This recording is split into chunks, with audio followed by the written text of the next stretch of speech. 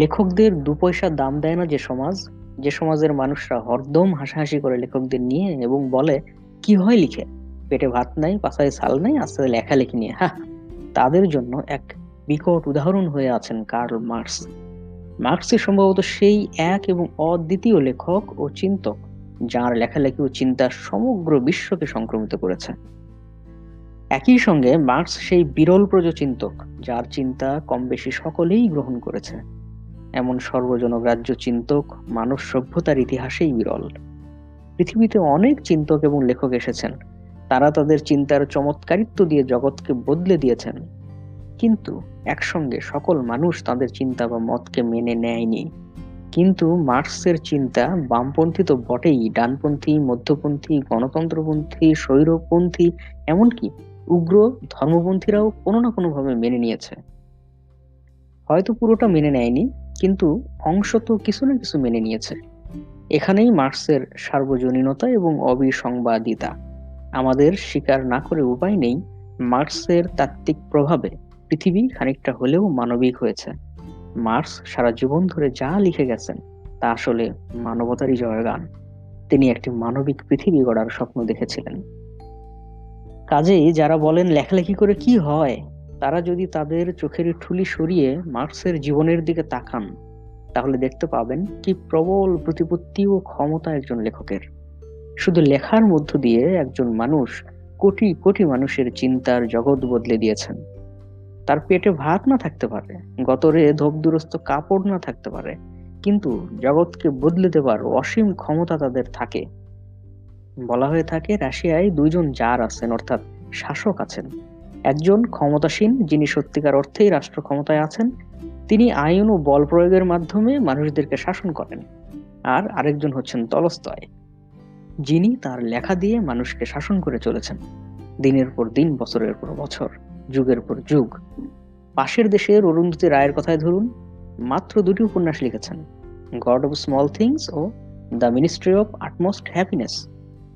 দুটি উপন্যাস আর পত্রপত্রিকায় কিছু কলাম লিখে তিনি এতটাই ক্ষমতাধর হয়ে উঠেছেন যে খোদ ভারত রাষ্ট্র তাকে ভয় পায়।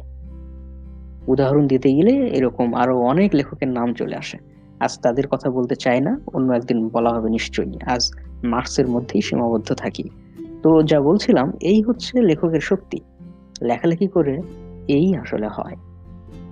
মজার বিষয় হচ্ছে, আমাদের সুচতুর সমাজ লেখকদের দু পয়সার দাম না দিলেও, তাদেরকে কানাকড়ি গুরুত্ব না দিলেও, লেখার যে একটা সর্বপ্লাবী ক্ষমতা আছে সে ব্যাপারে তারা কিন্তু ওয়াকিবহাল।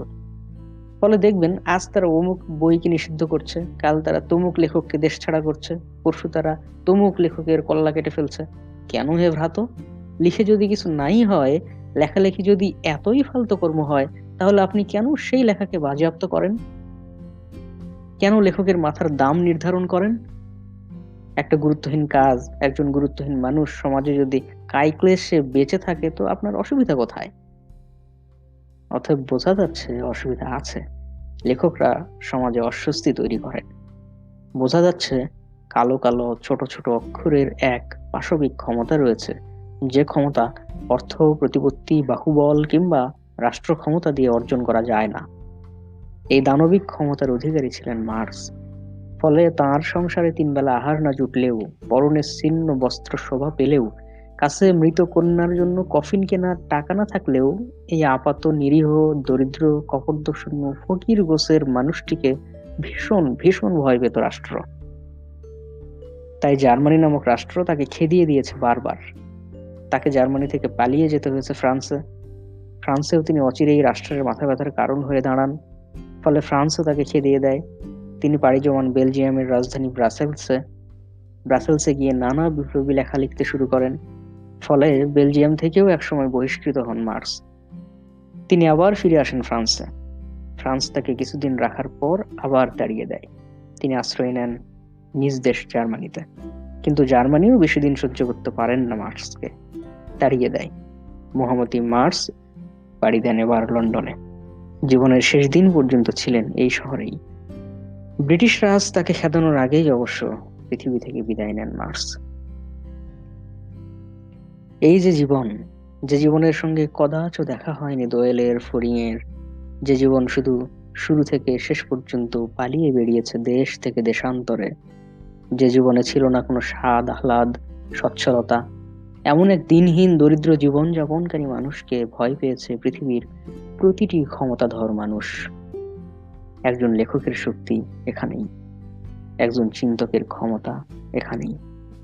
প্রায় কানাকড়ি শূন্য একজন মানুষ শুধু লেখা দিয়ে আর চিন্তা দিয়েই জীবৎকালে শাসন করেছেন গোটা দুনিয়া। মৃত্যুর এত বছর পরও করে চলেছেন।